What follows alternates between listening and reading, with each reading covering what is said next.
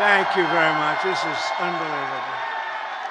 It's unbelievable. Think of it. This is it. This is the last one that we're going to have to do.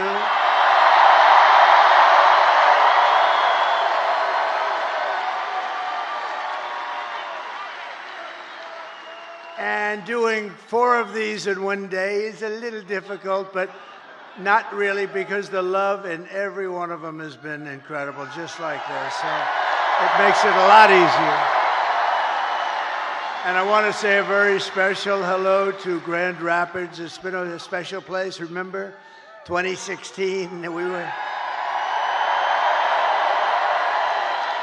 we were given a 3% chance. You remember, we came to Grand Rapids. I said, how the hell are we going to lose? It was just like this.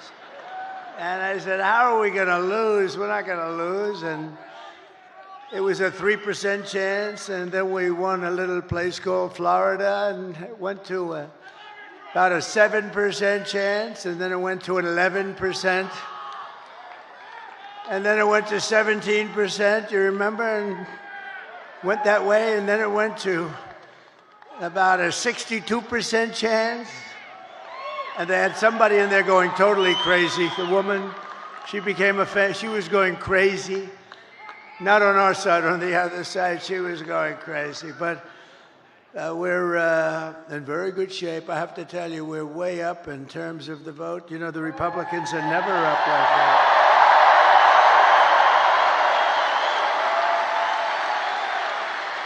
And I don't want to talk too much about it, because I really want you to just assume that it's sort of even, and you're going to turn out tomorrow, and we're going to blow this thing away, because, you know, we're leading going in by hundreds of thousands of votes, but just pretend we're tied or losing by a little bit, because we want to put on a display tomorrow of unity and everything. The progress that this party has made is incredible. It's very inclusive. It's inclusive of everybody,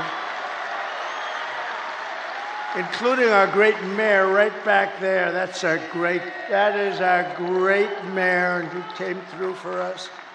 But I want to thank everybody, and a very special hello to Michigan. We're going to do some great things from Michigan. We're going to do great things from Michigan. We're going to bring the car business blazing back. You're not going to remember what was like. We're going to make Detroit. We're going to make Detroit greater than it ever was. You know, I've been hearing about Detroit for a long time. They've been talking about that miracle in Detroit. Well, I mean, look, we got to be honest. It hasn't happened, but it's going to happen now. It's going to happen, and at levels that you never dreamt possible. So for the auto workers who have been so incredible, you've been so incredible. You're going to be very happy with the things we're doing. We killed the plant, as you know, in Mexico. The biggest plant in the world was going to be built in Mexico, and I absolutely killed it. But I'd like to begin by asking a question. Are you better off now than you were 4 years ago? Because over the past 4 years, Americans have suffered one catastrophic failure, betrayal, and humiliation after another. Kamala has delivered soaring prices and true economic anguish at home, war and chaos abroad, and a nation-destroying invasion on our southern border, invasion of some of the greatest criminals in the world that are pouring into our country. And we're not going to take that. We're going to end that, like, immediately. And I happen to think it's bigger than the economy. And I think, you know, every poll shows the economy and inflation, and then the border and the horrible things that are going on. And I don't agree with it. I think we have to focus on all of it. We do it all one time. But to me, when you allow thousands of murderers into our country, to me, when you allowed the drug kingpins of the world into and terrorists into our country at levels that we've never seen before, to me, that's the bigger problem. We're going to solve it all, but that's the bigger problem. And we're going to have it taken care of very quickly. But my message to you and to all Americans tonight is very simple. We do not have to live this way. We don't have to live this way. We're not living good. 4 years, what did they do that was good? Can you name one thing? I said to a group of people, what have they done? Everything's a disaster, including nobody even knows how to. Supposing President Xi of China wanted to call to ask a little question about war or Taiwan or anything, who the hell does he call? We got a little problem in America. There's nobody to call. You know, they'll probably end up calling me. Maybe they'll call me. But, but who do you call? And remember, they ripped that presidency away from Joe Biden. Say what you want. We're not fans of Joe Biden.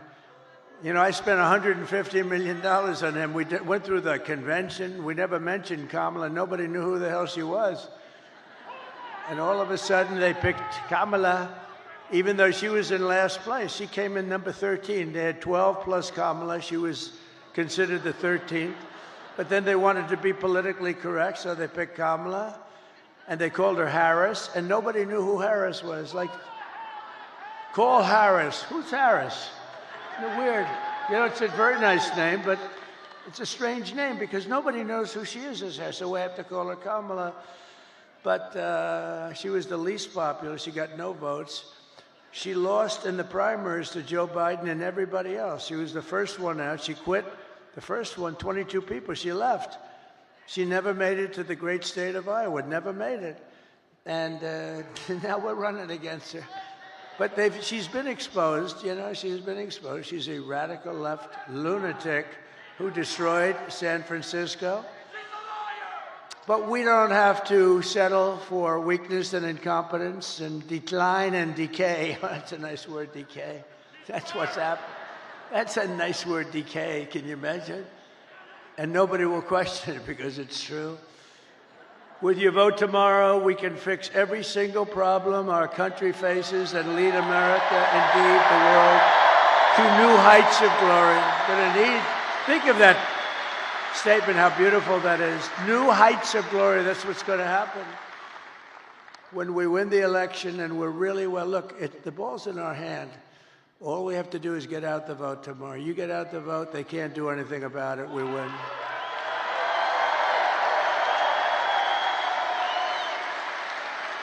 One of their top people just got on television. I was coming in and they said, these are not looking good, these numbers for them. This is very troubling. At least he was honest. No, all we have to do, if we get out our people, it's over. There's nothing they can do about it. It's nice when you have that, right? You know?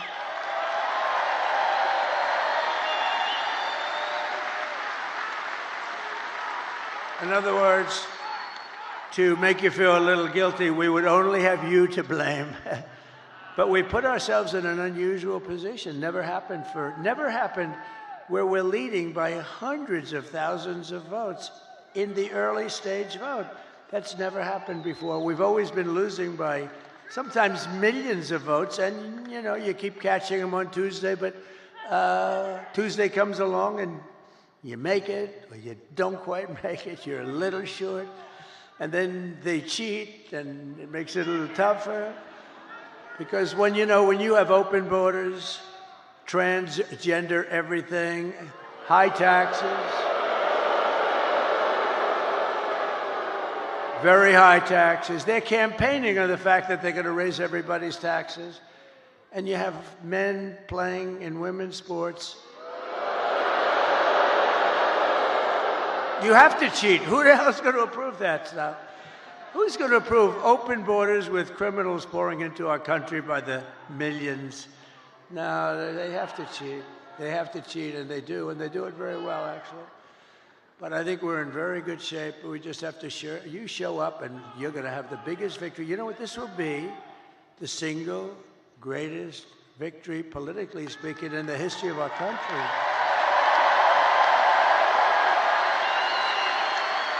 And when we win the election, only one day from now, do you know how that sounds? I started off saying, and when we win the election 4 years from now, that was terrible. That was so depressing. When we win the election 4 years from now. Then I said 3 years and 2 years and 1 year. Then I said 6 months, and I said, ooh, that's starting to get a little close. And then I said 5, 4, 3, 2, 1 month. And then about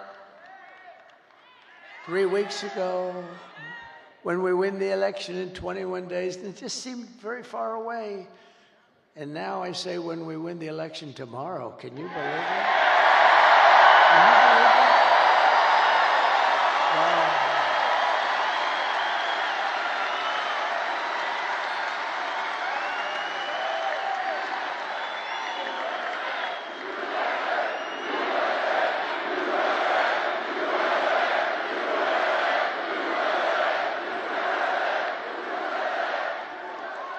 And what we've done, this is a sad occasion in certain ways, because I think we did like 930 rallies from the very beginning.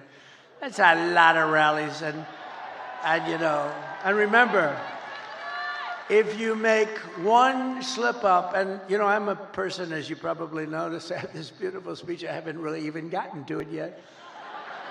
One of these moments, I'll start giving you some beautiful things to listen to, and honestly, some terrible things to listen to. Terrible. What's happened, what they've done to our country is horrible. Horrible. And by the way, don't you like a president that doesn't need to use a teleprompter? Isn't there something refreshing?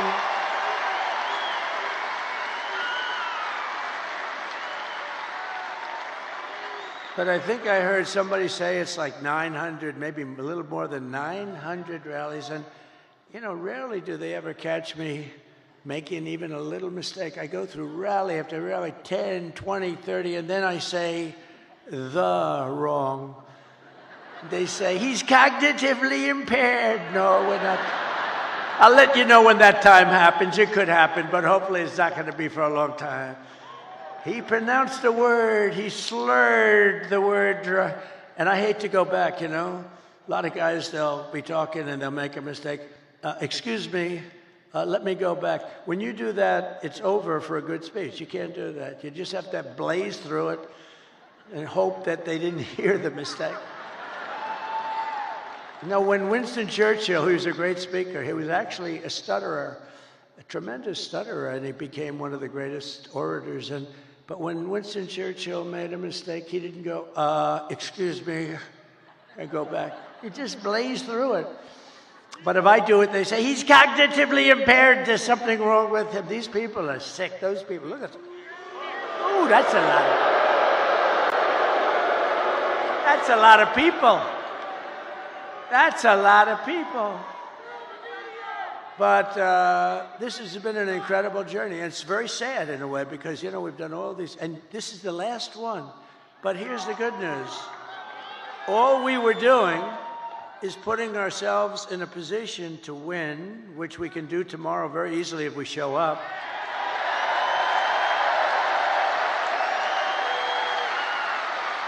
Just so you know, if we show up, they can't win. They can't. They mathematically can't win because they're so far behind. If you don't show up, I guess. But here's the one thing I will say. Show up anyway, but they have no enthusiasm.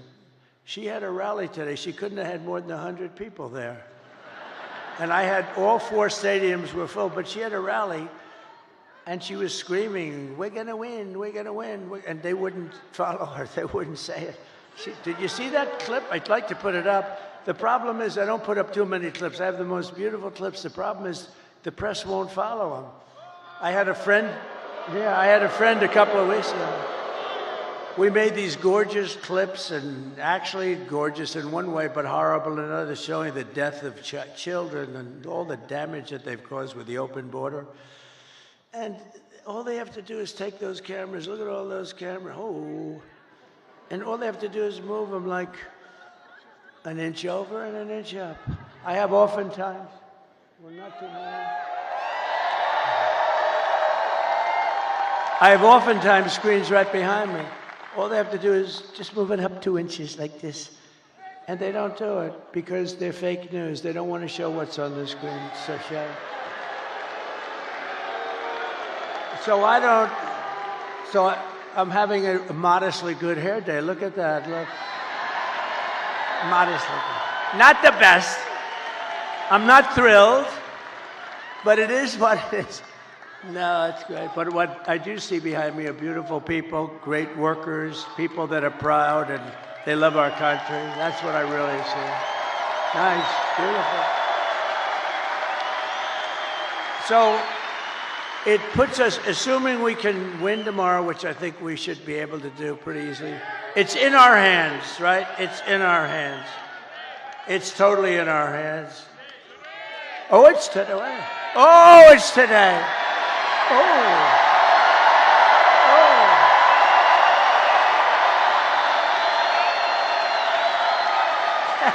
Thank you. That's today. Wow. Can you imagine a crowd like this at like 1 o'clock or some ridiculous time in the morning? On a Monday/Tuesday, right? Think of that. What a compliment. And it is true. She had nobody at these rallies. That's a poll. Look, Mr. Wall. Look at Mr. Wall over there. This guy. It was always my ambition to buy a suit like that and wear it one time. Well, I came in a sanitation uniform last week, and that worked out pretty good. Because Joe Biden, in one of his crazy moments, said that we were all garbage. But they've shut him down. They took the election away. They walked in and they said, you're not running anymore. You're out. Can you believe? They stole the election from a president. Can you imagine that? They said, you're not, they use the word coup. I think it's worse than a coup in a sense, because a coup, there's a little back and forth. They said, Joe, you're out. That crazy, horrible human being, Nancy Pelosi, who cheats like hell. She sold. You know what she said last night? She said, and there's another guy, how do you explain that guy? They say, well, we'll get ready to start impeaching him. Now, how bad are people like that? They're just trouble for our country. They're bad, sick people.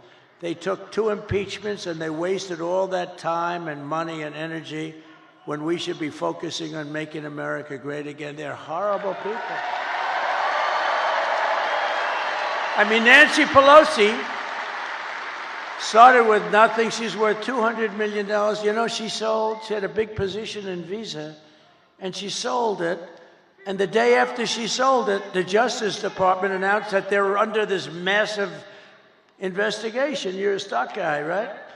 They're under a massive investigation. So I don't know what happened, but I don't imagine the stock went up.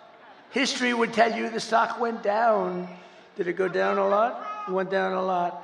So they have this big position. She sells her stock. Hours after she sells her stock, they announce that Visa's under massive investigation. The stock goes tumbling down. She's a crooked person. She's a bad person. Evil. She's an evil, sick, crazy. Oh, no. It starts with a B, but I won't say it. I want to say it.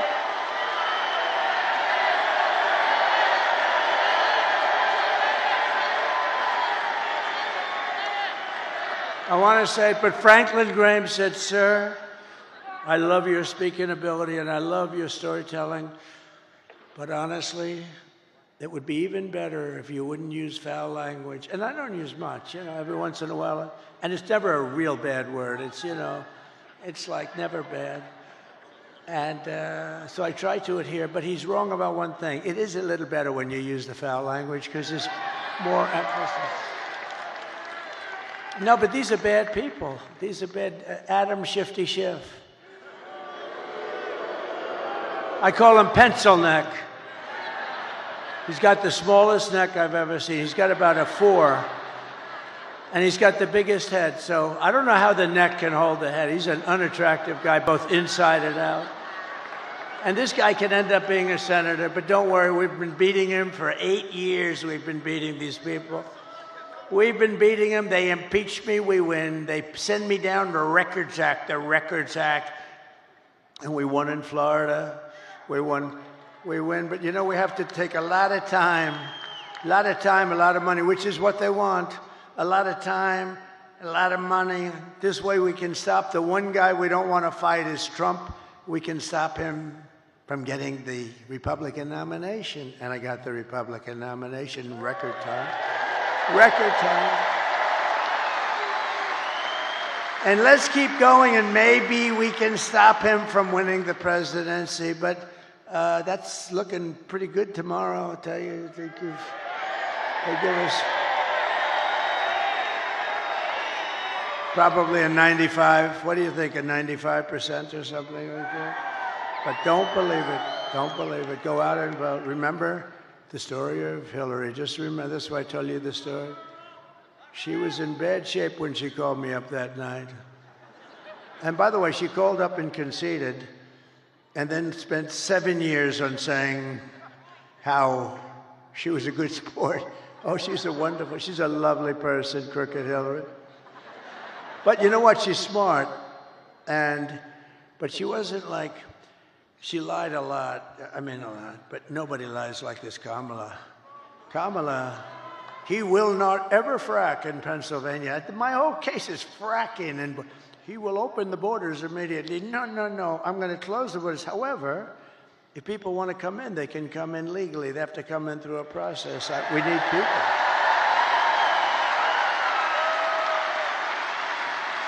But Kamala is, I mean, this is known. She's a very low IQ person.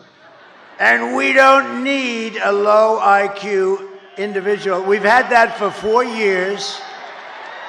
And our country's going down the drain. We're going to turn our country around. I will end inflation very quickly. You know how we're going to end it? By drilling and drilling and drill. Energy is going to bring everything down. Energy is going to bring it down. And I will stop the invasion of criminals coming across our border. I will strengthen our military. I will restore peace in the world. And I will rescue the American dream. We're going to have the American dream back soon. Together, we will begin the 4 greatest years in the history of our country, and we will launch the most extraordinary economic boom the world has ever seen. If you vote for Lion Kamala, you will have 4 more years of misery, failure, and disaster our country may never recover from. I don't believe that our country can take any more of this without just gone. I don't believe it can take any more. It's going to be, can't take this. This is abnormal abuse, And I heard somebody said the wall. I built 571 miles of wall, which is much more than I said I was going to build. And you know, it really worked. Walls work. 2 things work. What are the 2 things? Walls and wheel. They're the only 2 things that never get obsolete, right? Walls and wheels. A wall and a wheel. It's always going to be around. Other things, they have the beautiful computers. You know, you buy a computer. Oh, this is the greatest. 2 weeks later, it's obsolete. That goes on. I don't know how people do it. We have the king of computers. We have the king of everything endorsed me, Elon Musk.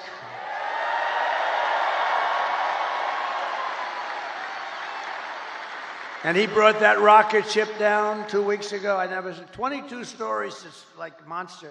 You don't know, is it big or small? It's a monster. 22 stories.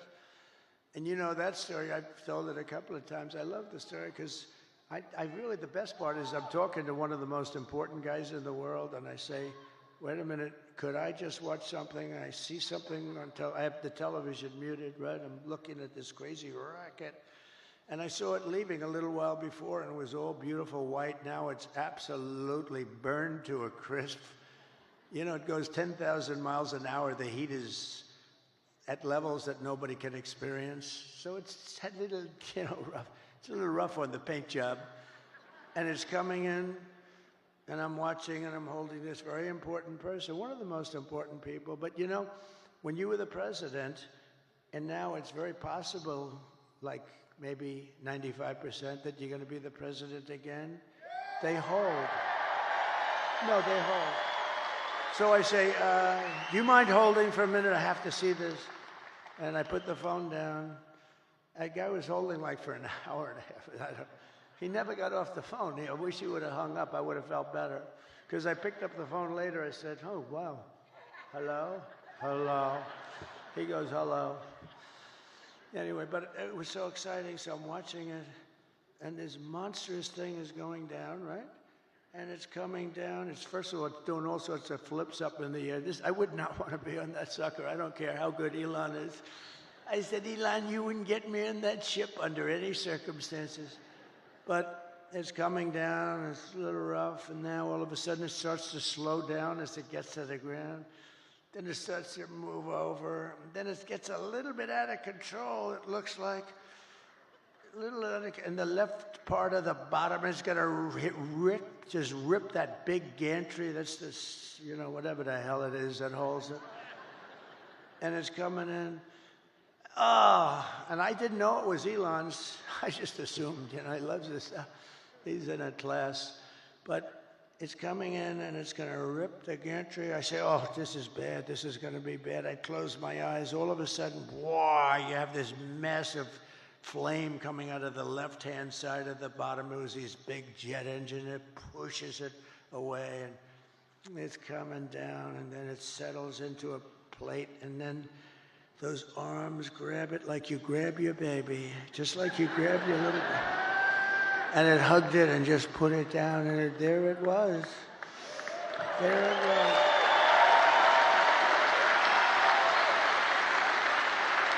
And I called Elon. I said, was that you? He said, yes. And he said, and by the way, he said this, and by the way, this is something I'd never said because I didn't even think of it before when I told this story. He said, and by the way, I'm heading up to Pennsylvania to campaign for you. That was 2 weeks ago. He's still there. Can you believe it? Because he considers the election more important than rockets, more important than anything. He helped us out a lot in North Carolina and parts of Georgia where they desperately needed the Starlink. I had no idea what Starlink. They called me up. They called me up in Georgia. Elon's incredible. He has Starlink. He's got everything has to do with stars and stuff. Very complex stuff. No, he's amazing. But, sir, I know that you know Elon Musk because I read your endorsement. You know, he says the most important endorsement he'll ever make. It was such a nice thing, and he said he wants to help.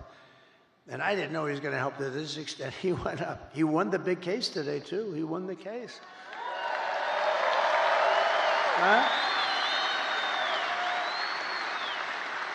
Because I don't know, he did something that I don't know what he was doing, but he did something with lotteries. And, you know, he's in a different... He's amazing. He's going to do lotteries and this and that and make your life fun, and he's having a good time. You know, he usually is in a lab, and he's happy there. All of a sudden, he's escaped the lab, and now he's out, and the public adores him. He's a great guy. The public absolutely adores him.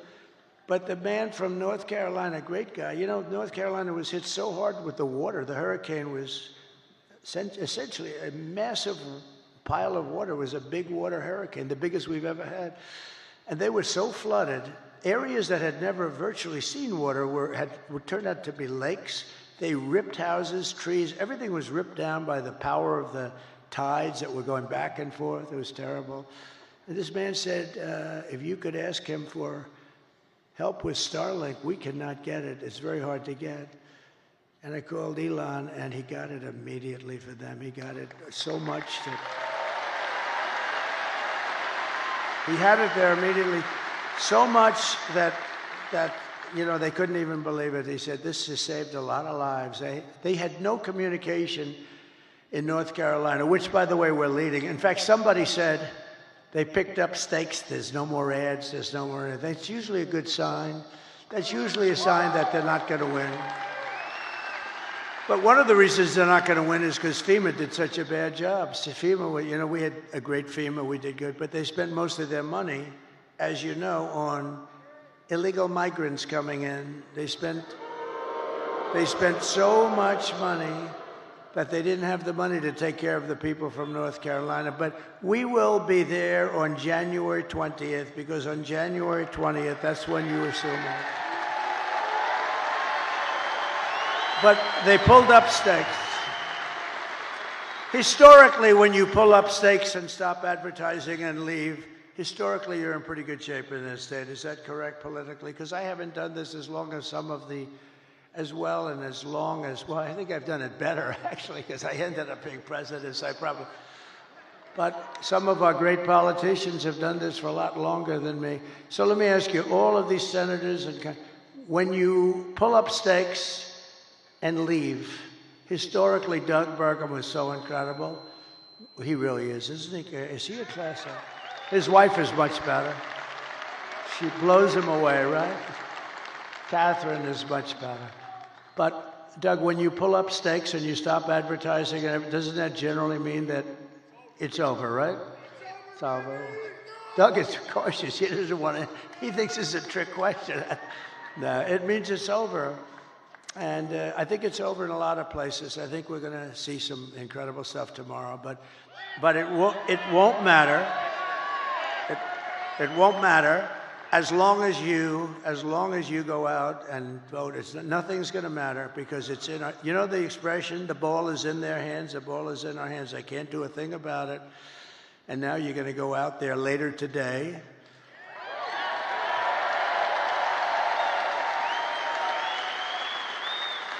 And you're going to show us something, and vote for me, and I will deliver rising wages, soaring incomes, and a colossal surge of jobs. We're going to use things. What's the most beautiful word in the dictionary? We're going to create wealth, opportunity for Americans of every race, religion, color, and creed. But I have to tell you one quick story, because I'm so proud. They're going to build this great big plant. They're building it. They're going to build it. China's going to build a plant, and it's going to destroy Michigan, destroy it, destroy Detroit. Everyone's going to move out. And I heard about it through a friend of mine that builds plants. That's what he does. He builds plants. He builds them better than anybody. John, let's just call him John. And he was sitting there, and I was at the Economic Club of Detroit a couple of weeks ago. But I told John a year ago, I want to see a plant. And he said, well, I'll have to take you to Mexico. I said, I don't want to see a plant. I want to see a plant here. I want a big one. He said, we don't really do too many big ones in the United States anymore. I said, what is that all about, Mexico? He said, well, China's building some of the biggest plants anywhere in the world. They're building them in Mexico. And I said, well, I'm not happy about that. I don't want to see the damn plant in Mexico. It wouldn't look right if I'm in Mexico looking at plants. Do we agree, sir? It wouldn't look right. And so he said, all right, look, I say, forget it. Then I thought about it, and I was making the speech in Detroit, and I said, a couple of weeks before, I said, if they want to build a plant in Mexico owned by China so that they can save all of the costs associated with bringing their cars and all of the things, I'm going to put 100% tariff on every single car coming out of that plant. And if that's not enough, I'll make it 200, 300, 500, 800. I don't give a damn what it is. And they're not going to have one car made in that plant that ever crosses that border, which is right next to them. Anyway, so I see John in the audience, and I gave them that notice a little before, and it was public. And I see him, and I send my people. I say, after I speak, make sure he comes back. I want to see him backstage. So I see John. I say, John, how's that big monster plant that's going to rip apart our country, but it's going to hurt South Carolina, Tennessee, and all the other places that do a lot of cars. It's going to hurt everybody. It's going to hurt the country. How is that plant doing? He said, sir, they've given it up because they think you're going to win, and they think you're going to tariff them, and they think they're going to lose their share. And sir, they've given up that plant. It's not going to be built anymore. So I saved Michigan and I saved Detroit, and we're going to let them build that plant. But you know where we want them to build it? Right here we want them to build it. And then they won't have any tariffs to pay. They won't have any tariffs, and they're going to use you to operate that big sucker, and they can build as big as they want with no tariffs. I said, let them know we'd love to have their investment. They're going to build it right here in Detroit, or at a minimum, they're going to build it someplace in the United States, and they won't have any problem. So so I saved Detroit and Michigan a lot. That alone, and I did that without even being president. How about that? They said he's going to win. They told John, we think Trump is going to win, and he's not going to let us make anything, and he's going to do things that we don't know. This guy is crazy. Because, I charged China hundreds of billions of dollars in taxes and tariffs. They paid us. Not one other president. And we're going to get along great with China. We're going to get along good. I want to get along with them. President Xi was great until COVID came. Then I wasn't so thrilled with him. But we did a great job in that. We went back. Nobody knew what the hell it was. We did a great job. We get credit on our military. No wars. We did no wars. I had no wars. Remember when crooked Hillary Clinton? Remember when crooked Hillary was screaming during a debate, he's going to charge wars, he's going to have wars, he's going to prosecute wars all over the place. Look at him, he's a very volatile person. I'm actually not. I'm a very calm person. She's the one that's volatile. But he's a very volatile person. No, I stopped the wars with my being volatile. Nobody had a war. We didn't have any wars, except that we finished a war that we had. We beat ISIS. 100% of the ISIS caliphate was taken down. And it was done in a matter of weeks. When our stupid generals, our terrible generals, the guys up top like Milley, like Kelly, real losers. Kelly was dumb as a rock. I'll never do that again. I say, give me a letter of resignation. Yes, sir, I'd like to say. They said, just give me. Biden never fired anybody. That's why he never had a bad book written about him. No, and also, number two, nobody cared. When I fire somebody, every major publisher in the world, will you say something bad? I had one person who was so complimentary. Sir, you're the greatest president that ever lived, blah, blah, blah. Then she gets a show, but they only want to hire her if I have all these letters. There's never been a better president. She goes in the show. I didn't like him. He was terrible. What a terrible human being. These people are sick. But you know what? All we can do is keep winning. That's all. Win, win, win. But a vote for Trump means your groceries. Such a word I hear all the time, because I do like to mix it up with people, more so than my consultants. I think the people are much smarter than my consultants. My consultants are good, but I get much better. Like people say, groceries, right? I haven't used that. Such a sort of an old term. They say my groceries are so much more. I haven't. The term is just like an old term, and it's a beautiful. But they say about my groceries were so expensive, they'll be cheaper.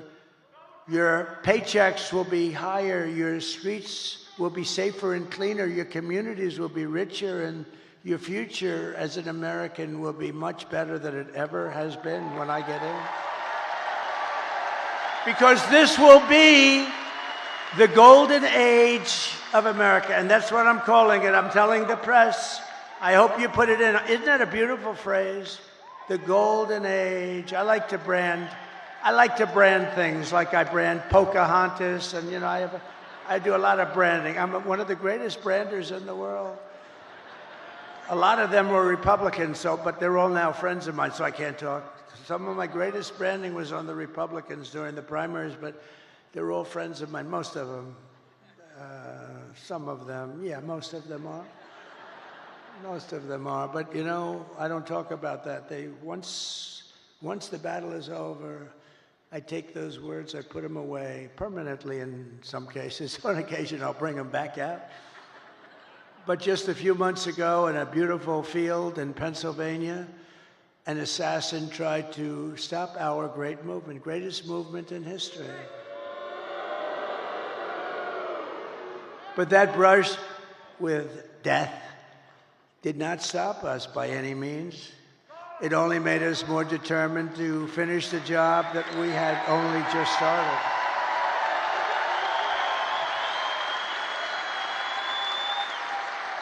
That was not a pleasant day, I will tell you. That was not a pleasant day.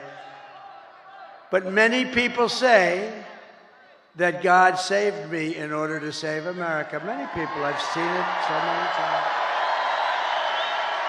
And with your help, we will fulfill that extraordinary mission together. We're going to fill it together. We are going to fulfill it together. It's a beautiful expression, and, you know, I think it might be true. I have sons that are here right now, Don and Eric, and they're great people. But they're really great shooters. They're like top-of-the-line shooters. They know so much about it. They say it was almost impossible for somebody, yeah, a miracle. It was a miracle. That's the miracle right up there, right? But I didn't realize that. But from the distance that they were, they say it was a miracle. Well, if I didn't turn to the right to look at that beautiful graph that we had up having to do with illegal immigration. So illegal immigration saved me, can you imagine? And speaking of that graph, let me see that graph. I love it so much. I love it. I love it. I hug it and kiss it every night. I take it to bed with me. My wife thinks I'm crazy. I bring it to bed with me. Look, if I don't put that up, and it's never there, it's always there or there, but usually it's on the left. So if I look to the left, I'm gone. If I looked over there, but it's like, something happened. Something happened. Something up there happened. No, but think of it. So I said, just like I did right now. The shooter's right there, right exactly 90 degrees. That crazy guy, right there. And I said, let me see the graph. I said, what the hell was that? But if I didn't turn, it goes a little, it's not good. You don't want to see that. So it was a miracle or a gift from God, maybe. Amazing. And when Don and Eric, who are really great shooters, they heard that, and then they heard the gun. They know exactly the gun, the AR-15. It's supposed to be very accurate and all that stuff. And this guy wasn't, you know, he was at the range all the time shooting. He was supposed to be a good shooter. They said a bad shooter would hit it almost every time, a bad shooter. Don said it's the equivalent of sinking a 1-foot putt. That he put it in golf terms. I said, that's not good. Because for those that don't play golf, it's almost impossible to miss a 1-foot putt. And so it's amazing. So they were shaken up. They couldn't believe it. They actually said God did that because they didn't believe that they could. Now, it wasn't a miss. I mean, it wasn't. It ripped the hell out of it, but I consider that a miss. It ripped it up pretty good, and it was a very bloody mess. And the doctor, who was great in Butler, he said, sir, I want you to go with me to buy a lottery ticket because I've seen this. I've been doing this for 35 years, sir, and I've never seen anything like it. I've never seen anyone come out of it with that gun from that range. I said, he said, I want to buy a lottery ticket with you tonight. And I said, well, doctor, you know, let's not do that. Let's see if we can get this sucker stop bleeding.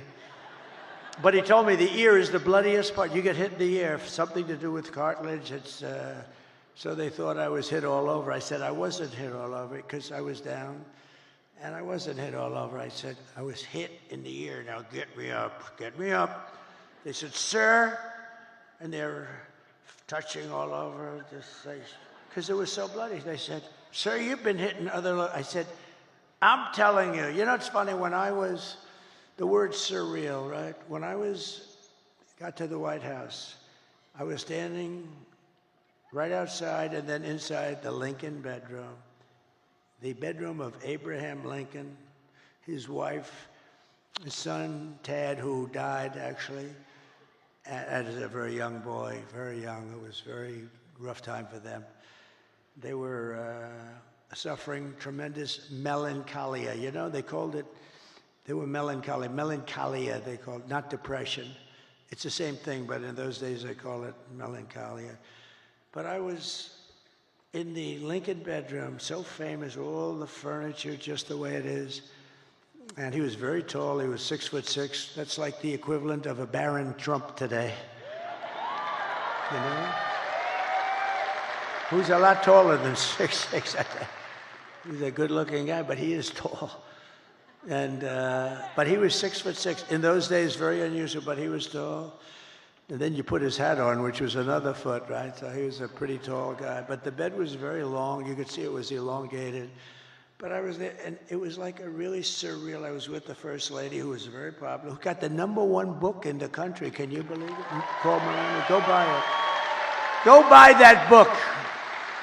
Go buy that book. It's great. I was a little nervous when I started reading it. I said, this could be very bad for me. Releasing a book before the election could be very dangerous for me. But no, it's a great book, and she's a great writer, actually. She wrote a note at the convention. Remember the note she wrote? It was so well crafted that these guys right here wanted to put it as part of the platform. It was unbelievable. The book is unbelievable. So go get it for Christmas or something. But it was just, when I was in the Lincoln bedroom, it was a surreal experience. It was like an outer body, they call it, experience. And it just was like it was something unbelievable. I said, can you believe this is where we are? And I was not a Washington person. I was only there 17 times, according to the fake news. But I think it's right. I was only there 17 times in my entire life. I wasn't, and I was a New York guy, which, you know, now I'm very much a Washington guy. I know the good ones, the bad ones, people. I know the dumb ones, the smart ones. I know a lot about the people. I didn't know anything about the people. I had to rely, and we did great. We had mostly great, the trade people, the war people. We had a lot of great people. But when I was on the ground, there was no surreal experience. I knew I was shot in the ear. And I was telling Secret Service, and let me tell you, they were damn brave. I went down fast because, I looked, there was blood all over my hand. I said, this is not the normal situation. It's either the largest mosquito in history or I got hit by a bullet. And I followed my hand down, and I think people were also shouting, get down, I think it was. But I went down, and I'm telling you, I had, I guess, 7 Secret Service agents follow me. They were very brave. I'm telling you, those bullets were flying over our head. And, you can't forget that. Can't forget that. Those bullets, and I heard those bullets going. I said to somebody, how fast were they going? They gave me some mathematical number. I said, no, I want to know in miles per hour. And I think it was 3,200 miles per hour. You know, think of that. You know, a car, you're going fast at 70 or 80. These are 3,000 something. And those suckers were going over my head. There were 8 of them. Total, it was a total of 8 shots fired. And then it was a shot by a Secret Service sniper. Amazing, 1 bullet he used. But I think we also had help from one of the police snipers. He hit the stock of the gun or something, and we appreciate that very much. But it was amazing. But when I was down there, I was totally aware. I said, no, get me up, because I was speaking in front of a massive, you couldn't even see the end of it. Now, when we had the celebration honoring Corey, the firefighter, great guy, when we had that celebration, we had 101,000 people. And that's when I really got to see that's where I really got to see the real Musk, because I invited him up. And he's always like in a lab. And it's almost like he was released. And I said, you have to come up here, Elon, just come up. And he looked out, and he was so happy. I think he loves people. And he started doing jumping jacks and stuff behind me, right? He was so happy. I think he's going to run for office against me. I'm very concerned. No, he's great. It was great. But he was so happy. And It was a great celebration.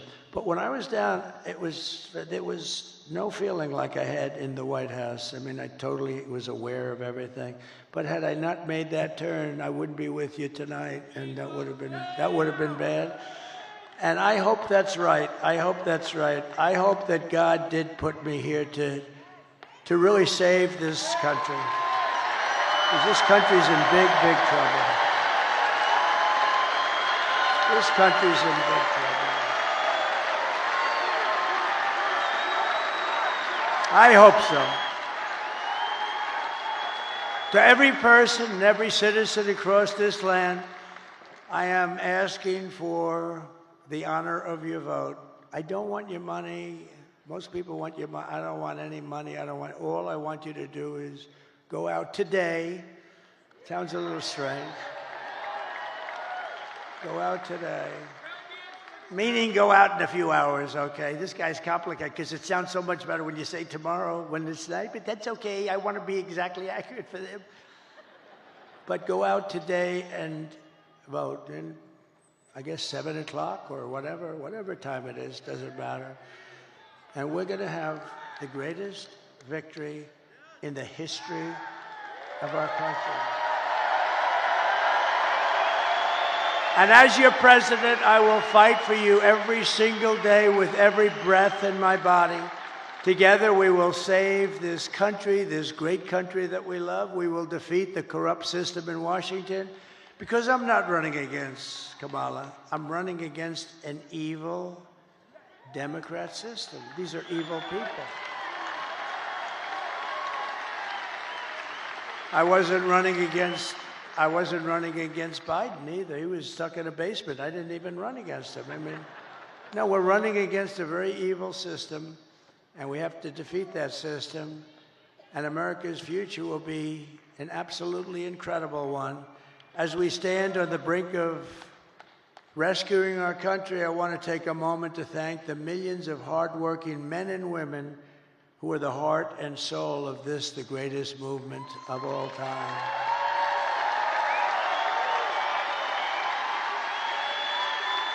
Because it's you much more so than me, frankly. You're incredible people. You built this country, and you're going to save this country, but you're incredible people. You're really incredible people. And as I said in the very beginning, this isn't my campaign. This is your campaign. This is a great campaign that's now it's 9 years, and we've been fighting side by side every step of the way. We've been together. That's why it's not even hard. People say to me, like very successful people, how do you stand up and talk in front of these people? And it's sort of easy because they're love. It's love in these rooms.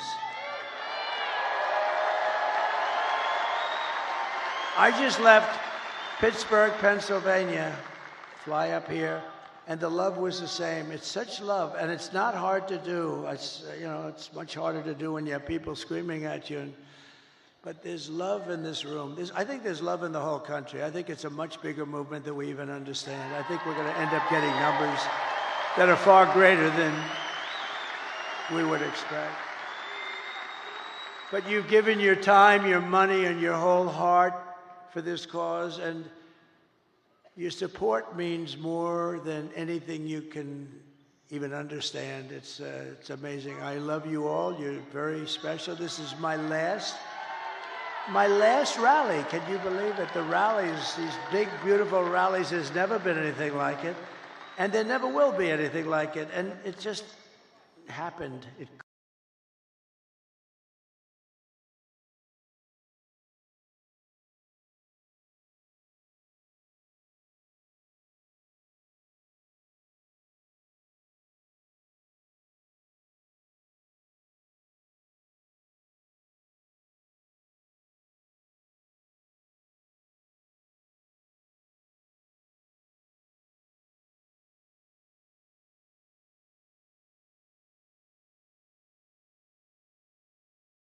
You have to stand up and tell Kamala that you've had enough.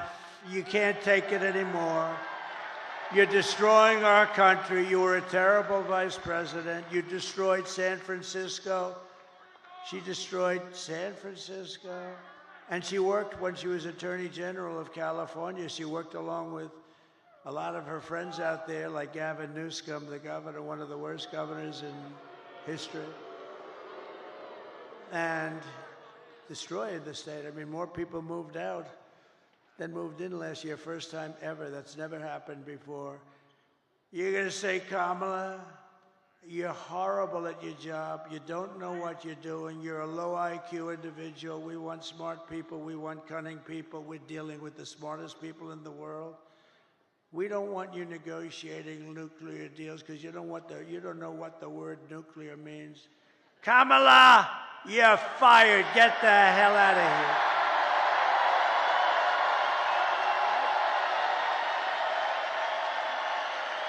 You're fired. Get the hell out of here.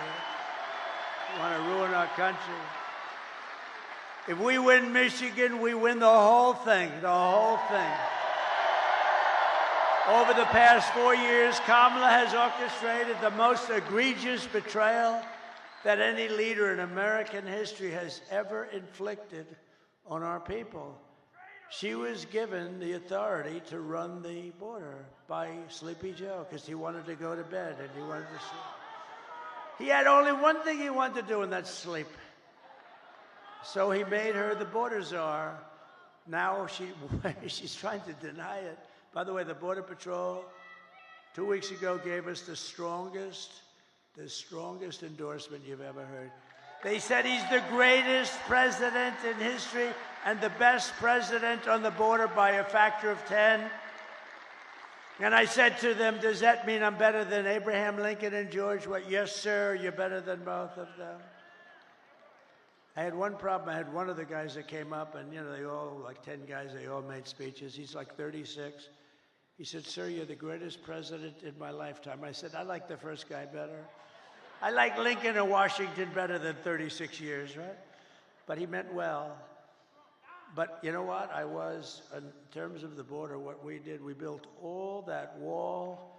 We built an extra 200 miles. They could have flipped it up in 3 weeks. You know that. It was all built. They sold it for scrap metal for 5 cents on the dollar, so much. And that's when I realized they actually want open borders. She has violated her oath, eradicated our sovereign border, and unleashed an army of gangs and criminal migrants from prisons and jails, insane asylums and mental institutions. And these people are all coming into our country. Are you okay down there? Is somebody hurt? Oh. Is somebody hurt? Oh. I saw you looking on the floor. I thought somebody was hurt. Oh, okay. We don't want our people to be hurt, right? We don't want that.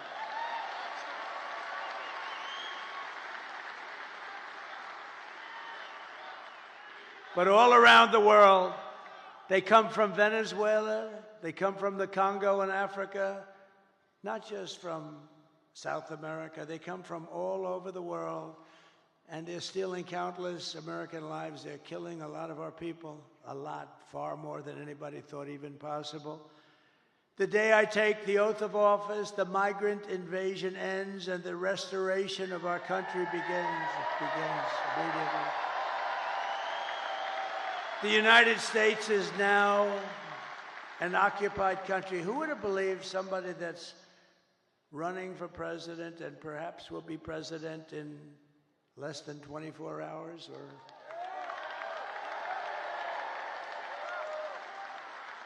or maybe it will take these machines that we pay so much for 2 weeks. Can you believe it? You know, if you used very highly sophisticated watermark papers, it's more sophisticated than the machines. Paper, highly sophisticated. Okay, if you used paper, and if you used voter ID, and if you had 1 day, and you, in addition to voter ID, you have a proof of the fact that you're a citizen of our country, which would be nice, you would have the results tabulated like in France. They had 37 million people. The results were tabulated at 9:30 in the evening. They had a winner, they had a loser, and they went home. And here's the other thing. I know nobody's very cost-conscious anymore. 8% would be the cost compared to the cost of these very highly complex machines. And Elon Musk told me, he probably knows more about computers than any man in the world. He said that machines don't work because they're easily violated. Now, this is the smartest guy in the world, the guy that runs rockets with computers, and saying the computers are far more important than the engines. I mean, nobody knows anything like this. But if you use paper, it's 8% the cost of the other. It's more accurate. And you don't have 12-day waits. And then what the hell's happening in the inside of those machines if you wait? We want the answer tomorrow, tonight.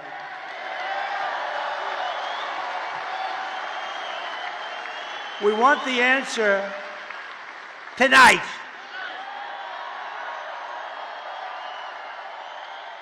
They spend all this money. They spend all this money, and old-fashioned paper is much less expensive. And you know what?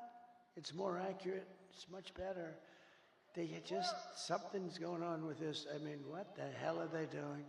But we don't want to wait 10 days, 12 days, 3 days, 2 days, or 2 hours. We want the answer tonight.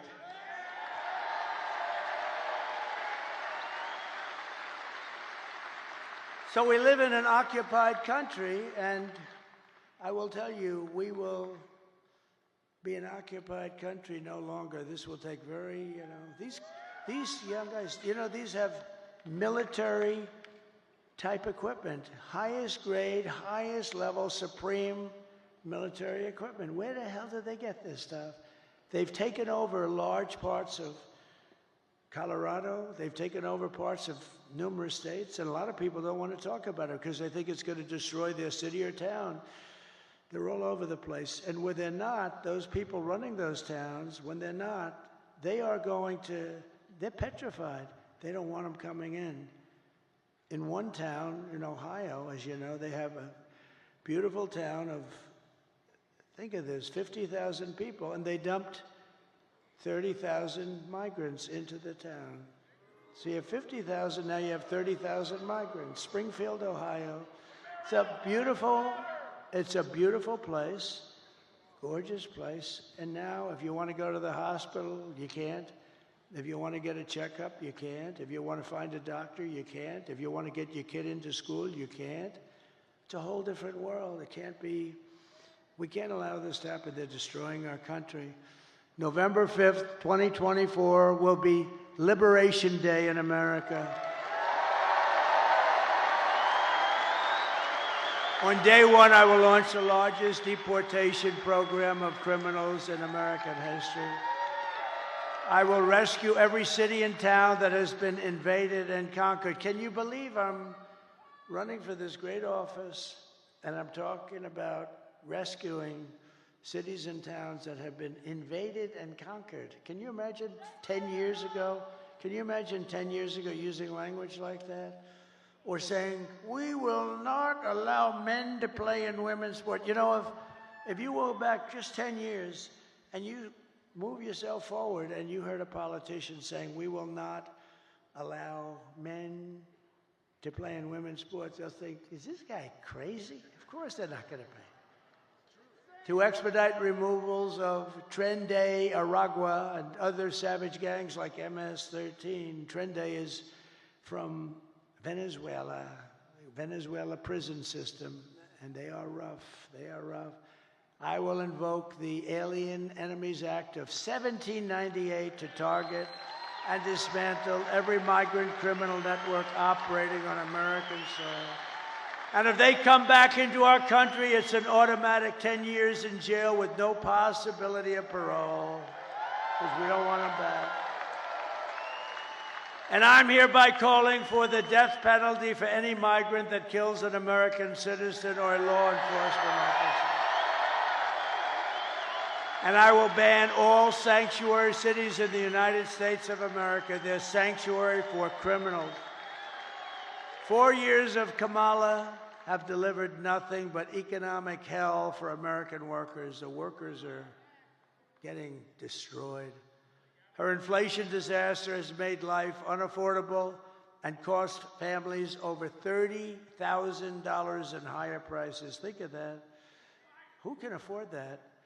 Just days ago, we had the worst jobs report in modern history. I never wanted to be Herbert Hoover, and I'm glad these numbers are coming out now. I'll fix it, but boy, it's getting bad. 12,000 jobs were announced. Now, usually you hear 200, 250, you hear it for years and years. 12,000 jobs. And then they became frauds. It was a fraud on the country because they made up numbers. 30,000 private sector jobs were killed in a single month, and nearly 100,000 manufacturing jobs have been wiped out since just the start of the year. You don't hear these numbers from the fake news. 150,000 Americans joined the unemployment rolls in October. 150,000. These are depression-type numbers. And nearly 250,000 people dropped out of the labor force. Just think, a few months ago, they fraudulently claimed 818,000 jobs were created, when in fact, there were none. They said 818,000 jobs were created in our country, which kept us, and what that did is it kept us like, okay, it wasn't great, but it was like not record-shattering or anything, but it was a lie, and they thought they'd be able to get away with it until after the election, and then announce after the election that they made a mistake. These are bad people. Fortunately, there was a whistleblower who I think should be entitled to an award. Could you imagine if it were me and we lost the election, and then a few days later they say that the job numbers are being revised by almost 1 million people? And now they've just revised it again.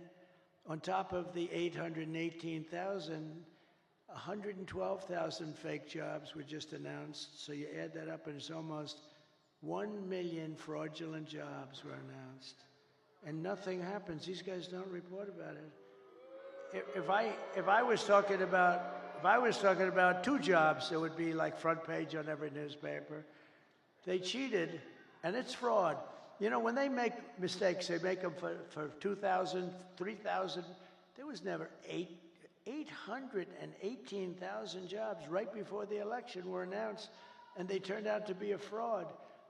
And they were going to announce the revision after the election was over. What the hell kind of an election would that have been? So I want to thank this whistleblower. Meanwhile, 100% of the net jobs created in the last year have gone to migrants. Think of that. 100%. 100% of the jobs that were created went to migrants, not to people. And I'll tell you what, your black population is being devastated by these people. They're taking all the black population jobs away, and they should announce those numbers before the election also, because frankly, what's happening there, you're going to see some bad things happen. They're taking their jobs, and the Hispanic population's going to be next. You watch. It's horrible. But if I win, it's going to be not so horrible because we'll fix it. These are depression-type numbers, and that's where we're heading if she's elected. And if she's elected, we're talking about a 1929-style depression. Under my leadership, we are quickly going to turn this economic nightmare into an economic miracle. We're going to make it a miracle. We will make America wealthy again, and we will make America affordable again. And we're just one day, meaning a half a day, sir, away from the best jobs, the biggest paychecks, and the brightest economic future the world has ever seen. But you must vote. Gotta vote. You gotta vote. Kamala's plan will impose the largest tax hike in American history. I've never heard anybody campaign. I've done this stuff for a long time, but I've been involved for a very long time supporting candidates. And candidates are always saying, we will reduce your taxes, efficiency, all this stuff. They're running on the fact that they're going to raise taxes substantially. I've never heard that. This is the craziest campaign I've ever seen. We will raise your taxes. Vote for us. Mondale, he says Mondale. I think you're right. We're going to raise your taxes. But they're going to do that on the typical family, American family. They're raising the taxes more than $3,000 a year. My plan will massively cut taxes for workers and small businesses, that we will have no tax on tips, no tax on overtime, and no tax for our great seniors on Social Security benefits.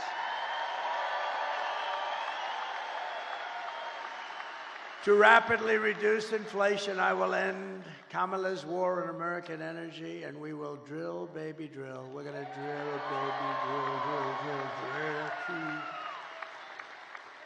And I will cut your energy prices in half within 12 months. Okay, when that happens, everything's coming down. The donuts are going to come down. The food is going to come down. As we say, the groceries. I just told the story in Pittsburgh. A woman, elderly, goes to a supermarket and takes 3 apples and brings the apples to the counter, and then she realizes that the price went up yet again, and she doesn't have the money for them, and she excuses herself, she walks back to the refrigerator, puts the apple back in refrigeration, and walks back and buys the 2 apples. That shouldn't be happening in our country. That should not be happening, and we're not going to have it happen long. I will cancel Kamala's insane electric vehicle mandate. And I will make interest on car loans fully tax deductible. So how about that? Nobody, people, the most brilliant people, is that Scott Bessent over there? Where's Scott? Scott, stand up. He said he's one of the most brilliant people on Wall Street. Do you agree, Scott, that you're one of the most brilliant people on Wall Street? Because everybody else says it. He's too shy to say it. But he's a genius. You know what his theory is? The stock market is the only sign of life, and it's only going up because everyone thinks Trump is going to win the election. And others too. I'm seeing it a lot. I think they're following your lead.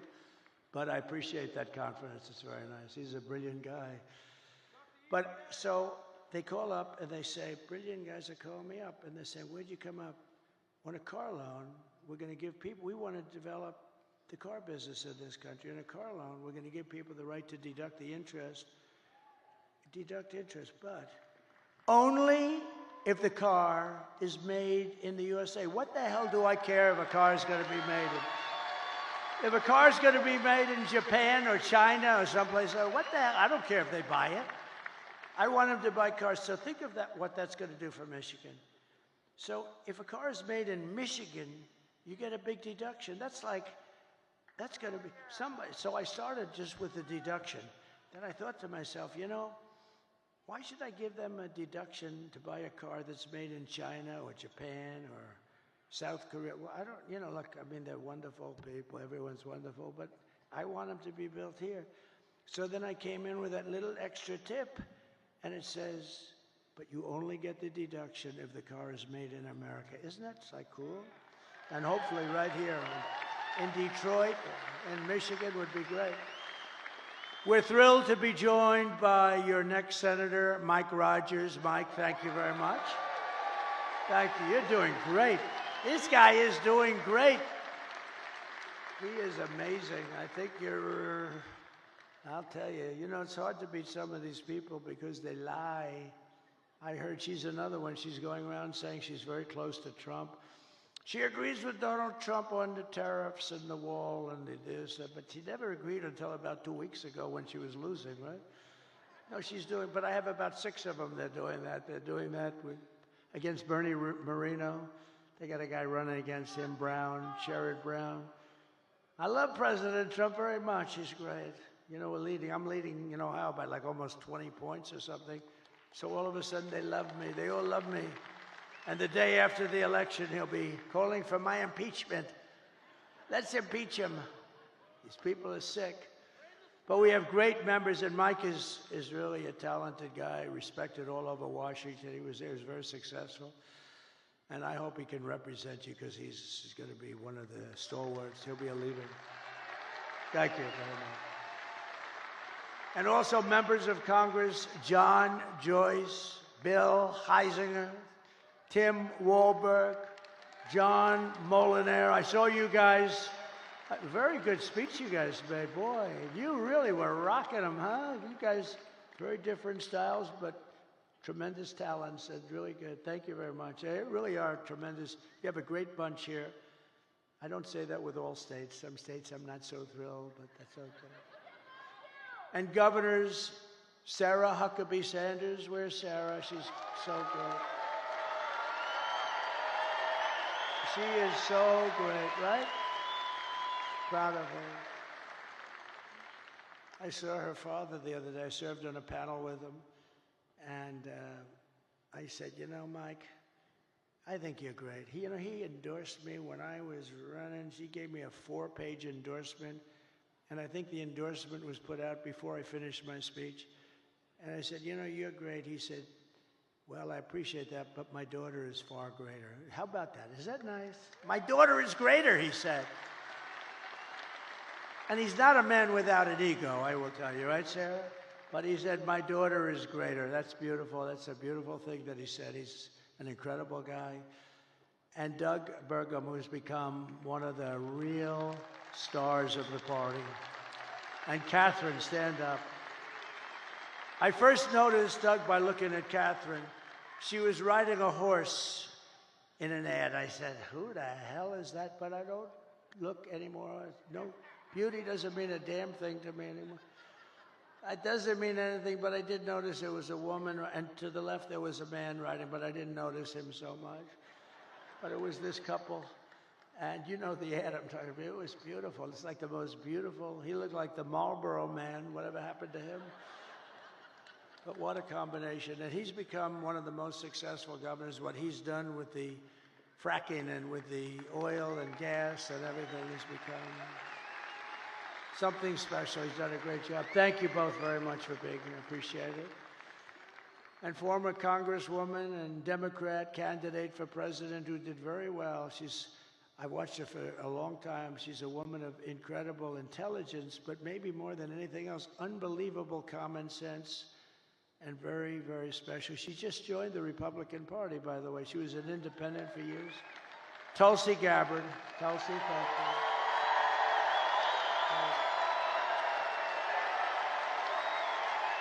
Great.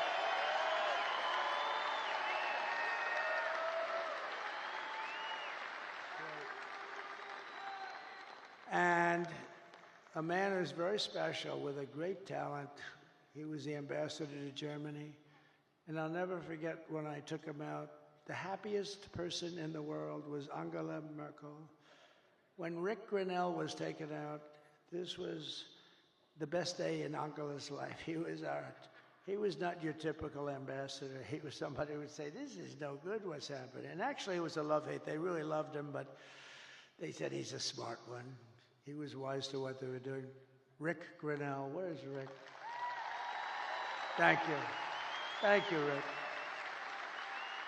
And a woman who ran a very good race. It was a hard race because, you know, she believes in things and she believes in them very strongly. And I say you always have to stick with your beliefs. It's very tough. I told her it's very tough. But she's a hell of a woman. She had a father who I knew. He was a steelman. He was in the steel business. He was thankful when I put the tariffs on because we saved the steel industry, and he was a real pro. He passed away, but he was a great guy. But he'd be very proud of his daughter. His daughter's an incredible woman. Tudor Dixon. Thank you, Tudor. Thank you. We miss your father, right? What a great guy he was. And then we have a woman who drives extremely fast. She can drive a car. And, you know, just very successful, won races, but she's very successful. It takes tremendous courage and strength and everything else. It takes everything. I think driving those cars at 220 and 240 miles an hour, boy, you got to be brave. Probably have to be a little bit crazy, Danica Bradrick, right? You have to be a little crazy, right? But it's Danica. Such an honor to have you involved, Danica. Such an honor. She's so smart. We were talking about, I just can't believe it, I was asking her questions on the plane over about, how do you do it? How do you do it? Because, you know, they had me in one of these cars that start the race, and I'm sitting in the car, and we're going like 60 miles less than what you travel at. And I'm saying to the driver, are you okay? He was okay. But it's an honor to have you involved. You're really special, a really incredible athlete. She's an incredible athlete. And another person that was very honest and very talented and doing an incredible job, but she was extremely honest. And sometimes you can be honest and it doesn't work out, but it's actually worked out really well because she's doing phenomenally well, better than before. Sage Steele, thank you very much, sir.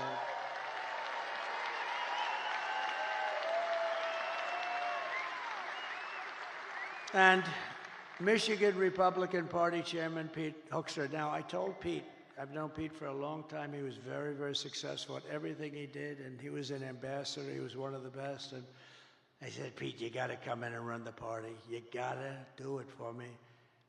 And it was not that easy. He has a lot of options, and he came in, and I mean, I think we're going to have a great result later. But Pete came in and ran the party, and I'll tell you, it is so organized, it's so professional. I think we're going to win. I mean, I think we're going to win in Michigan, seems to be. We can't let them forget that I stopped that big Chinese plant in Mexico, Pete. Put that on top. But no, that was the thing. Nobody else would do that. I did it without being president. They just said, but they know it's not going to be easy for them. They won't, they're going to. Let's put it this way, if they build it, they're going to lose their ass, okay? So I want to thank you, Pete. You've done incredible. And a man who I fell in love with, actually, he's an auto worker and a union guy, but he saw what was happening. He saw the, look, I mean, you take a look at this area and go back 50, 60 years, it's been just a downward trend. It looks like, you ever see a chart? It's like, right, Brian? It's like just a downward, like a sliding ramp. Brian Pannebecker from the Auto Workers for Trump. Brian, come up here for a second. Come in. Come in. I got to see it. I love this guy. I always wanted arms like him. He's got the biggest, meanest arms. They look like what grabs that rocket. He could grab the rocket.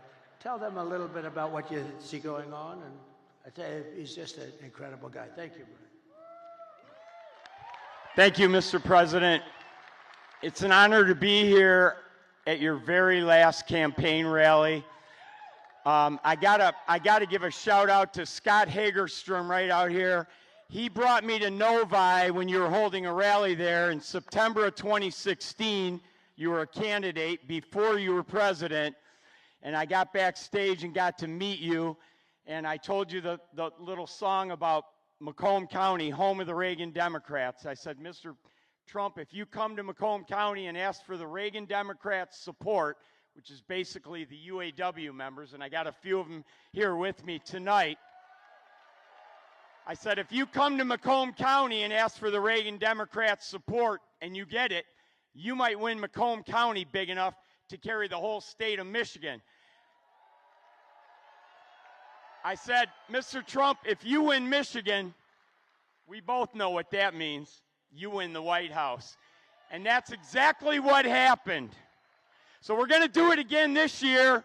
The UAW represented auto workers are going to vote 65% or more for Donald Trump for president, and we're going to carry Michigan again.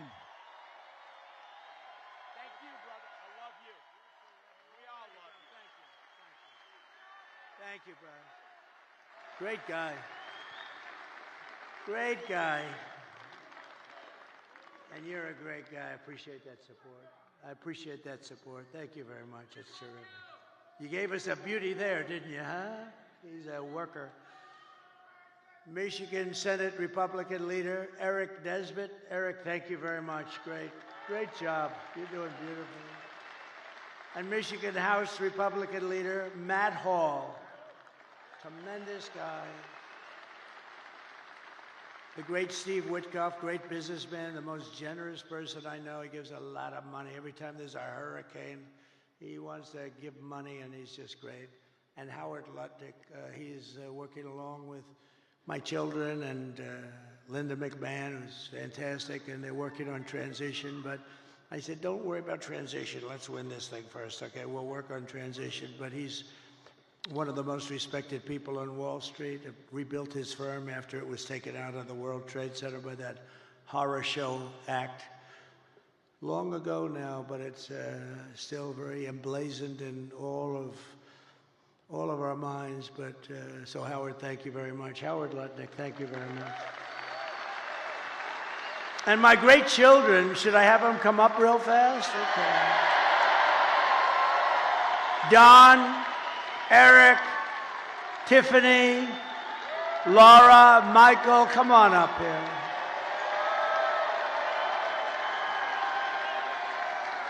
And we have Ivanka at home, sitting home, watching every second of it. And we have Barron, my beautiful boy, Barron. Barron, he knows more about computers than anybody. I closed up his computer. He said, Dad, I'll take it 2 minutes to figure that out. And all of a sudden, the damn thing opened up. I said, Barron, you got to turn it off. Okay, watch. I turn it off. It's no way. I put a separate code in.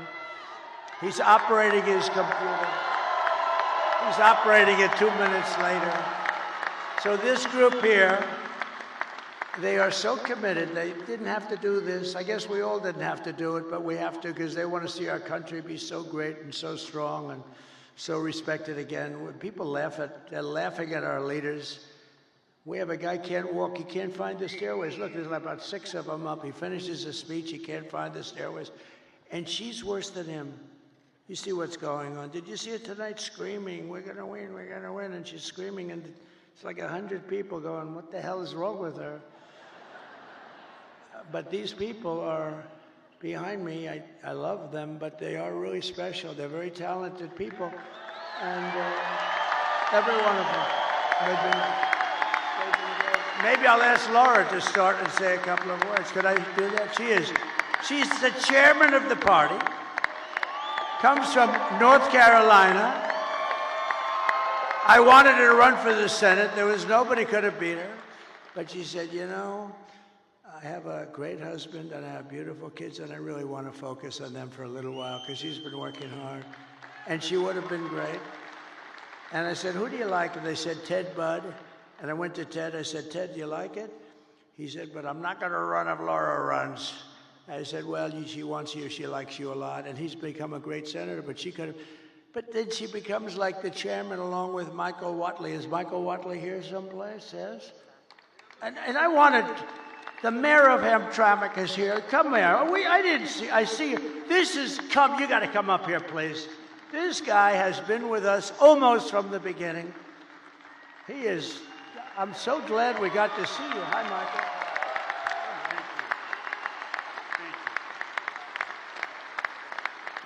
Come here. He has been an unbelievable unifier. This is one of the greatest men in your state, and I want to just thank you. Come here, say a couple of words. Thank you so much. Well, good morning. It's another day.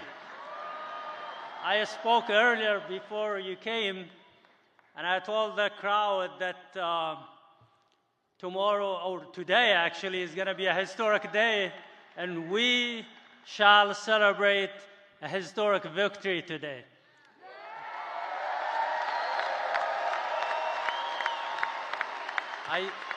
I'm very proud that I endorsed President Trump, and I broke the wall of fear among the Arab American and Muslim Americans, and I destroyed that wall of isolation and the wall of silence and the wall of hesitance among the Arab Americans.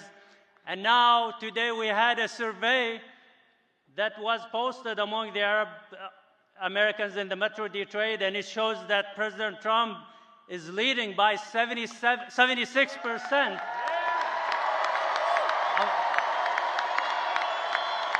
And Harris earlier had 3%, and the rest was for others. So we are in a mission to end that disconnect between the minorities and the Republican Party and to make it the party of inclusion. And we are in a mission, which is the priority for us today, to send President Trump back to the White House.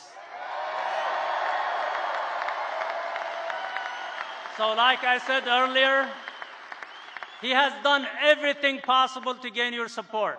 He told me last Friday that it was 62 days of hard work with no break and no rest, and today it's 65 days with no rest. So he has used everything possible to gain your support. Hard work, seriousness, comedy, sarcasm, everything. So how is he a threat to our democracy, as the fake news keeps saying, and the other party? So I ask you and I urge you to go out and vote tomorrow. And I think we have a big chance. I'm very optimistic that we will make history and we will win and make America great again. Thank you so much.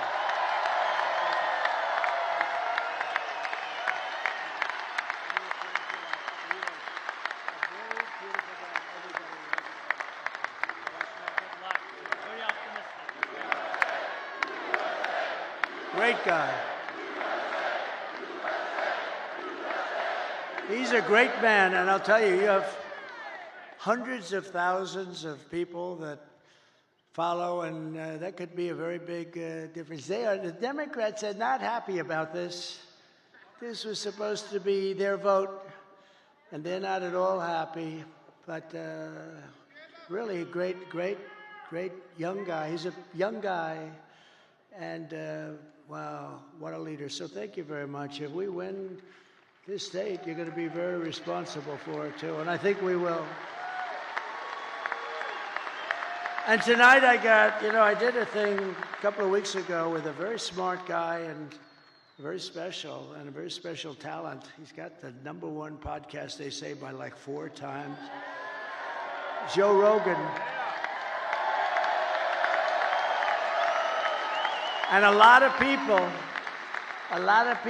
thought they loved that. It was 3 hours. Oh, it was so terrible because I did it. And I said, Joe, I got a rally of this size waiting for me in a very far away place. I'm going to be very late, like 2.5 hours late. But we kept talking. It went 3 hours and 15 minutes or something. Then when I got up there, it was cold, a little bitter, and everybody waited. Nobody left. And I explained to him, look, Joe is the #1 guy. He kept me late. But I'm doing it because we have to win.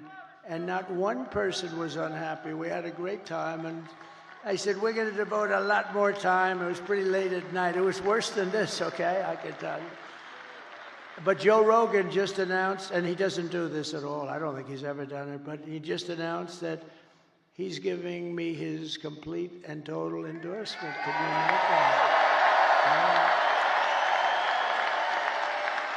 Wow. So, Laura, would you say a few words, please?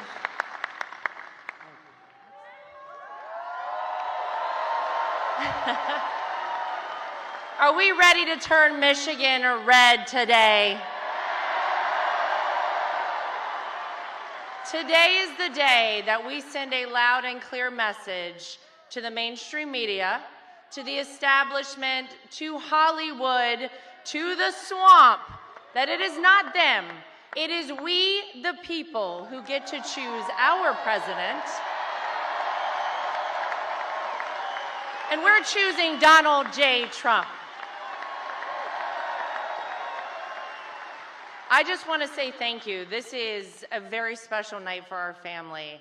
This has been almost a decade of doing this, and it has been my honor to be a part of this family, to be out speaking on behalf of a man who I love, not just because he's my father-in-law, but because he is going to save this country and going to save the world.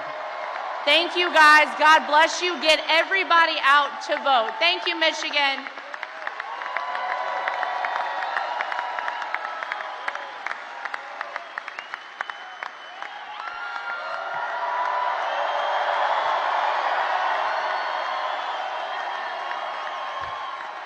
Thank you, guys.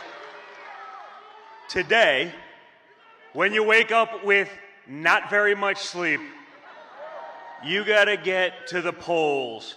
You gotta bring your friends and your families and your loved ones, and we have to make it too big to rig.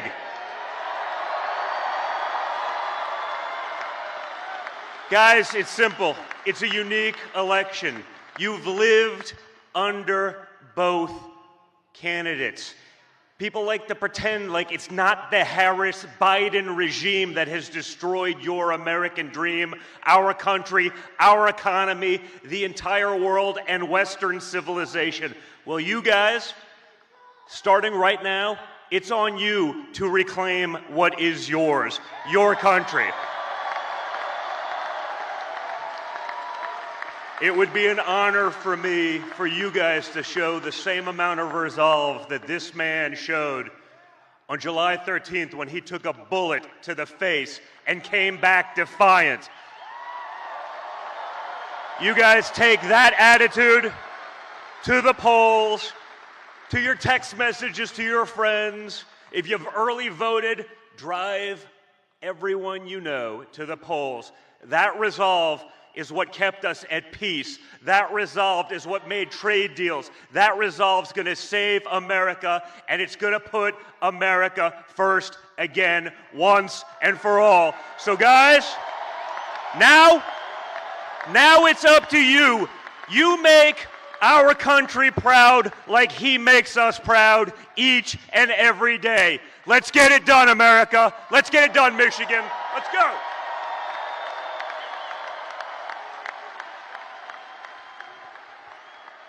Well, good morning, Michigan. Who else could have this many people at 2 a.m.? Only Donald Trump. Guys, I've watched the hell that they put him through for the last 10 years. I mean, the fake impeachments, the dossiers, the Russia hoax, going after his Supreme Court justices, censoring him, taking away his First Amendment right, trying to take him off the ballots in various states all across the country, raiding his home. And yet he comes out every single day and he fights and he fights and he fights. And when other candidates have packed it in for the night, you know who's standing on the stage at 2 a.m.? It's Donald Trump.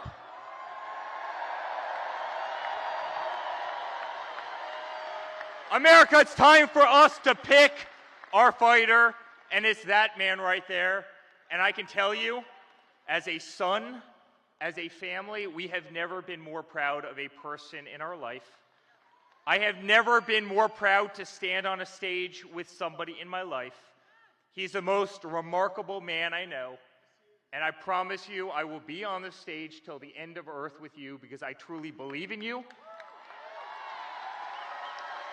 And I believe what you're doing for this country and what you're doing for our children, and you are going to save democracy in the United States, and you're going to keep peace in the world, and I love you, and we're proud of you, and let's make America great again. Thank you, Michigan.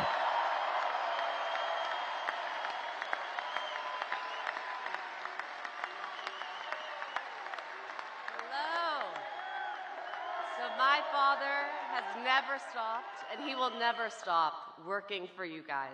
So let's get out there. Let's vote for prosperity. Let's vote for the future that we want to have for our children and for our future generations. Thank you.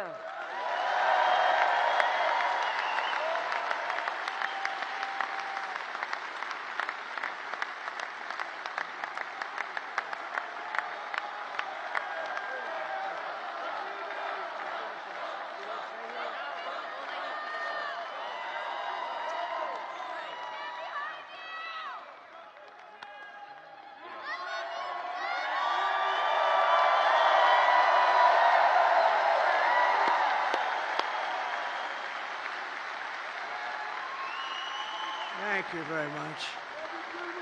They're my kids, but I'll tell you, they're very good people.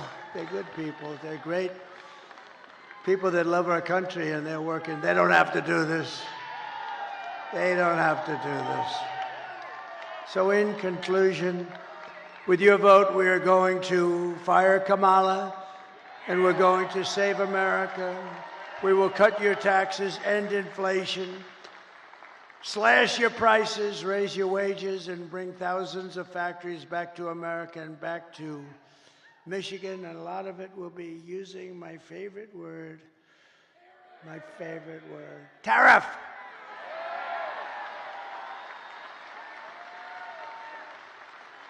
And one of the things I'm going to do, I'll give you this as a little insight. I just announced it in Pittsburgh. I didn't think it's become a very big story already. So we're going to tell Mexico, you're killing tremendous numbers of our people by allowing China to send their fentanyl through your system and through your country. And we're going to give them a little period of time. But we don't want drugs coming across our border or any border. And whether it's Mexico or Canada or wherever, because they're starting now in Canada, they're starting to go up north. But whether it's Mexico or Canada, we're going to explain to them quickly that if you allow fentanyl and these drugs to come through your country, we're going to charge you large-scale tariffs on everything you send into the United States.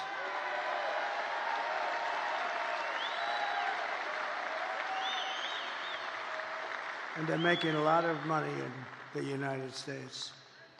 They couldn't exist without us. So we're going to do that. And we're going to tell China that if you continue to send fentanyl to Mexico or any place else that comes into our country, we're going to charge you a 25% tariff on everything you sell into the United States of America. We're not going to we can't let them. And you've never heard that from anybody but me. And I've had it in my mind for a long time, but I didn't want to tell these guys about it because they'd only screw it up like they do everything else. But I say it now because now we have the election coming up in a matter of hours. And we're not going to let them destroy our country. Most of our crime, probably 60% of our crime is caused by drugs. People that are taking drugs, they cause tremendous amounts of crime. If we didn't have that, you'd see crime rates plummet. But, you know, the sad thing is that crime is plummeting all over the world because they're sending their criminals, they're sending their gang members, they're sending their drug dealers, they're sending their mental patients from all of these institutions. They're sending them into our country, and then they're opening up. Oh, we're sending them back. Don't worry about it. They're opening up their prisons and they're dumping their prisons, all their prison population, Venezuela.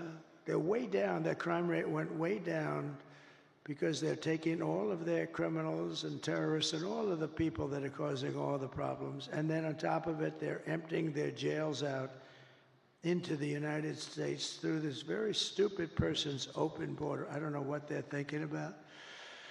But maybe they hate our country, or maybe they want to get people registered to vote. Who the hell knows? But we're not going to allow it. It's going to stop immediately, day one. We're going to build American. We're going to buy American, and we will hire American. I will end the war in Ukraine. Would have never started if I were president. You know, we got more votes. We did great in 2016. We did better in 2020. We got more votes in 2020 than any president by millions, any president in the history of our country. And because of that, I said, I'll sit back and I'll watch. And if they do a bad job, I didn't need this, let me tell you. But if they do a bad job, I'm going to run because of how well we did. And if they do a good job, I would actually prefer that they did a great job. If they did a great job, I would say that's a great thing. But I mean, he's the worst president in the history of our country. She's the worst vice president, and she got no votes. You know, they like to say to me, that's not the democratic way to go. You know, it's not. It's just a terrible thing. It's just a terrible thing. That's what's going on in this country. But so I sat back and I watched and I saw all the horrible things that were happening, and you know what they are. And maybe the worst was what they've done with inflation, but I actually think the worst is what they've done with their border, because they're destroying our country. We're going to turn it around. We're going to change it really fast. We're going to have the greatest country we've ever had. I will stop the chaos in the Middle East. It would have never happened again. Israel would have never been attacked on October 7th. And I will prevent World War III from happening. I know all the players. And it's a very good chance that it will indeed happen. We will crush violent crime and give our police the support, protection, resources, and respect that they so dearly deserve. We will strengthen and modernize our military. They gave so much of it away to Afghanistan. It's so crazy. I rebuilt our military. We will build a missile defense shield around our country, all made in the USA, and much of it made right here. And Ronald Reagan wanted to do it many years ago, and he really was right, other than we did not have the technology. I'm glad we didn't do it, but now we can shoot a needle out of the air. We can shoot a little pin out of the air. It's incredible technology, our technology. We will rebuild our cities, including our capital in Washington, D.C., which is in terrible shape, with graffitis on the beautiful, incredible marble columns, and painting the lions and burning the American flag. What they did a month ago was terrible. But we're going to make our cities safe and clean and beautiful again. We'll work with Democrat governors and mayors. We'll probably have to, and that's okay. We will teach our children to love our country, to honor our history, and to always respect our great American flag. We will get critical race theory and transgender insanity the hell out of our schools. And we will keep men out of women's sports. I will defend religious liberty, I will restore free speech, and I will defend the right to keep and bear arms, our Second Amendment. And after years of building up foreign nations, defending foreign borders, and protecting foreign lands, we will finally be going to build up our borders, build up our country, and build up and protect our citizens. It's time. It's called America First. We're going to put America first. We put America last. They put America last. We put America first. And it doesn't mean we're into isolation. We're not. We're going to help the world, but we have to straighten ourselves out, or we won't be able to help anything. And we will stop illegal immigration once and for all. We will not be invaded. We will not be occupied. We will not be overrun. We will not be conquered. We will be a free and proud nation once again, and that will take place rapidly. Everyone will prosper. Every family will thrive. And every day will be filled with the opportunity and hope, and maybe above all, the American dream will be back. It's going to come back. We're bringing it back for your children. And we're bringing it back for yourselves. But for that to happen, we must defeat Kamala Harris and stop the radical left agenda with a landslide victory that is too big to rig, too big. The silent majority is back, and tomorrow you need to get out and vote. We have a silent majority, but we're just sort of speaking up. This has shown that the level of enthusiasm is 5 times greater than their level. They have no level of enthusiasm. They don't believe in her. They know she shouldn't even be running. They are, as they say, a threat to democracy. What they've done is a threat to democracy. They stole the presidency away from a very angry man. I watched him last night. He's a very angry man. I'm convinced that he likes me more than he likes Kamala. I'm convinced. For the past 9 years, we have been fighting against the most sinister and corrupt forces on earth. With your vote in this election, you can show them once and for all that this nation does not belong to them. This nation belongs to you. It was the hard-working patriots like you who built this country, and tomorrow it is the hard-working patriots, meaning today, like you, who are going to save our country.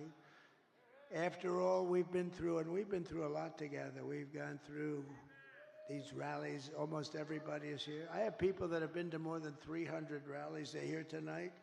They were at the one this morning, the one tonight. They actually missed 2 of them. I can't even believe it. But these are incredible people and incredible patriots. But we stand on the verge of the 4 greatest years in American history. With your help, we will restore America's promise that we will take back the nation that we love. We love this nation. We are one people, one family, and one glorious nation under God.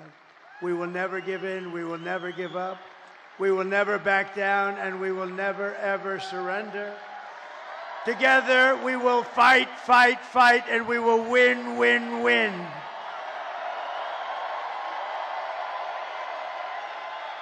November 5th, today, will be the most important day in the history of our country. And together we will make America powerful again.